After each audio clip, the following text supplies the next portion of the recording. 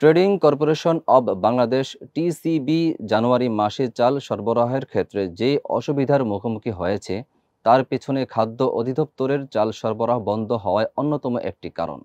সাধারণত প্রতি মাসে 50,000 টন চাল সরবরাহ করা হলেও চলতি মাসে খাদ্য অধিদপ্তরের বাজেটে পরিশোধের জন্য কোনো অর্থের বরাদ্দ না থাকায় চাল সরবরাহ জটিল হয়ে পড়েছে। ফলে অন্তত ৩৭ লাখ ফ্যামিলি কার্ডধারী জানুয়ারি মাসে টিসিবির কোনো পণ্যই পাচ্ছেন না। ডেস্ক নিউজে বিস্তারিত জানাচ্ছেন সিদি জান্নাত। টিসিবি জানায় বর্তমানে কার্ডধারীরা 2 লিটার ভোজ্য তেল, 2 কেজি মসুর ডাল এবং 1 কেজি চিনি কিনতে পারবেন।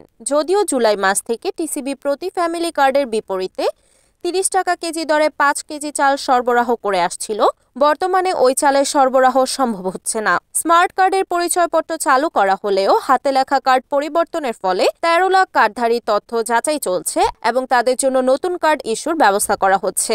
আশা করা হচ্ছে এই মাসে নতুন কার্ডধারীরা পণ্য ক্রয়ের সুযোগ পাবেন। এছাড়া খাদ্য মন্ত্রণালয় খাদ্য অধিদপ্তরের মাধ্যমে বাজারে চালের মূল্য স্থিতিশীল রাখতে এবং চাল আমদানির জন্য অর্থ বরাদ্দ চেয়েছে, তবে এ বিষয়ে এখনো কোনো সিদ্ধান্ত হয়নি।